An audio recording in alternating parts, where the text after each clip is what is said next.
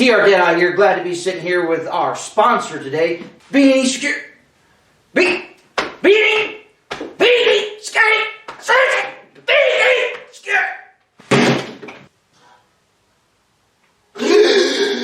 What's wrong with you? Man, what do you mean what's wrong with me? You know, Sim's had a heart attack right here. You had a heart attack? Yes, I had a heart attack. Now, where have you been? I was just checking how many views we have on YouTube. My bad, man.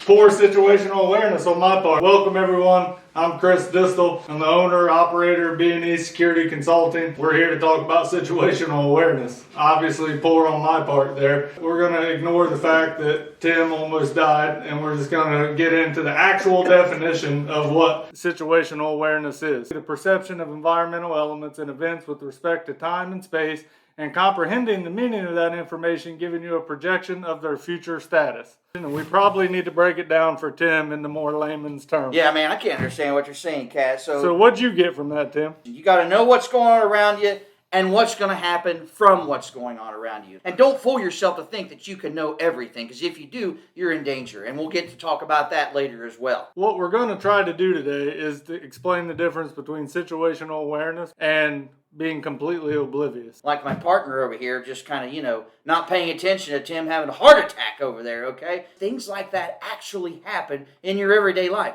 This guy here makes everything technical.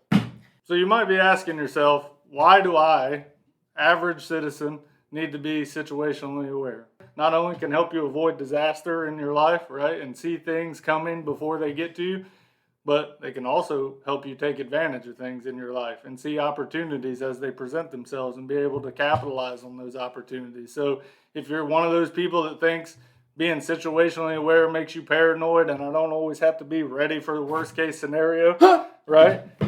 Well, Instead, why don't you look at it from a different perspective? That job opportunity you've been waiting on, if you're not being situationally aware, may pass right past you and you don't even get a chance to apply for it, put yourself out there, let your bosses know that you're interested, all because you weren't paying attention. So Lieutenant Colonel Dave Grossman, he's written a lot of good books, all kind of surrounding the psychology of human behavior and when it's presented with adversity and things of that nature. And so he talks about denial the same way we're kind of talking about being oblivious. How many people in today's world want to say, well, that would never happen to me, right? No one would ever break into my home because we're in a great neighborhood. The cops drive by 3 times a day. That would never happen to me, right? And denial is a killer, right? And Lieutenant Colonel Dave Grossman actually defines it as the enemy and that it has zero value in your life.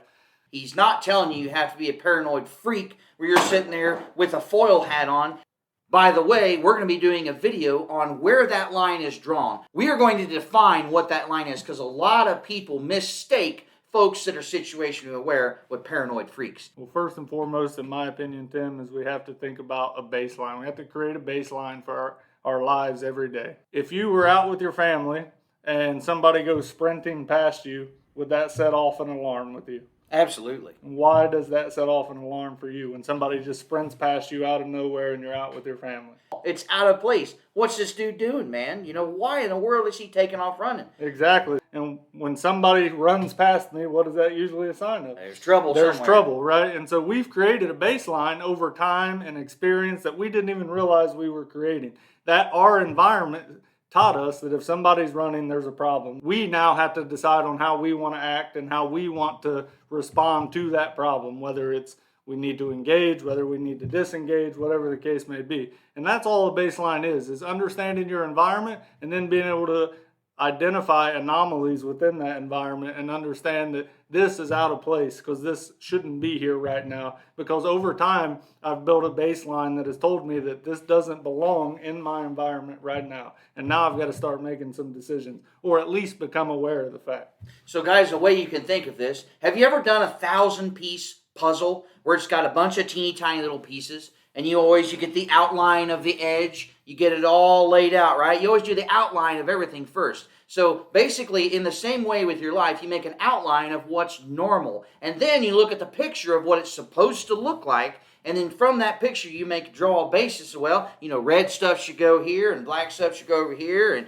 this is the color of the bird, and whatever kind of puzzle that you're doing, you have a baseline to base what that puzzle should look like. Now, all of a sudden, you find a piece that's this big around that came from your kid's Blue's Clues puzzle.